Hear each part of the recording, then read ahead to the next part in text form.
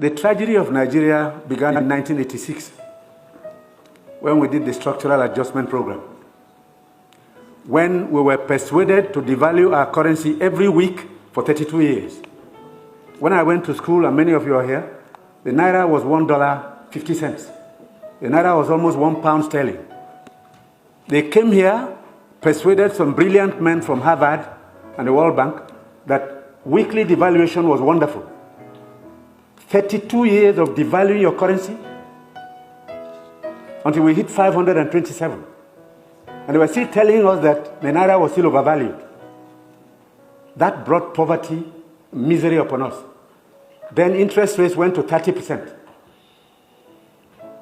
So nobody could build a factory, start a farm, produce anything, or create jobs.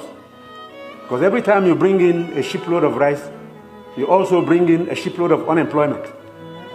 Because you are transferring your wealth to sustain other economies. Somehow, Nigerians didn't notice it. So we became a nation of importers. Toothpicks.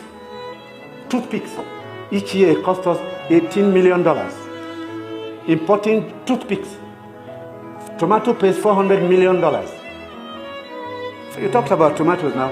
One basket in town now is less than 2,000 naira. The farmers are losing money because the processors don't have enough funds to set up factories. They are going to do tomato paste. It's food-grade stainless steel. You can't just use anything because you'll be putting poison in people's stomachs. 2 factories have started off. I believe by the middle of next year, we can comfortably tell importers of tomato paste to stop. But when you do, you make enemies. Even the rice we're trying to reduce. We have enemies, heavy enemies, people who can kill if they have a chance, because you're spoiling their business. And let nobody take it lightly. These guys have seized this country's economy, they've taken us hostage, and they have no intention of giving up. Because this is a huge market, a very sweet market, and they have taken control.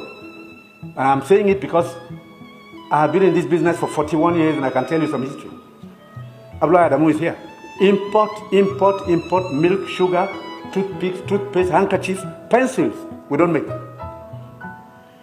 To cure Nigerians of that malady will take a while. It will take a strong government. That's the truth. And they are not happy that we're cutting down. When we cut down, they lose money there. So you see all sorts of publications. We're telling lies. We're not growing rice. We're trying to demoralize the local farmers and make sure that the economy fails. That's the story of imports. Now, I read a story recently in the newspapers. The French ambassador, the champagne ambassador in Nigeria, gave an article to The Guardian. He said Nigerians love life. We are the biggest consumers of champagne on planet Earth, more than the French who make it.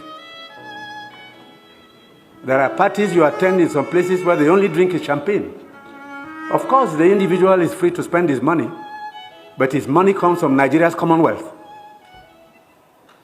So on imports, it will take a while for us to get used to local goods and accept that we should consume what we produce and produce what we want to consume. So I take your point. We have to take stern measures to cut down on imports because these young boys and girls who have no jobs today are not going to allow us to carry on enjoying life at their expense. They need jobs. They need jobs. They are children. They've graduated, they've come back home to begin a second childhood because there's no factory to employ them. And the ministries can't take any more.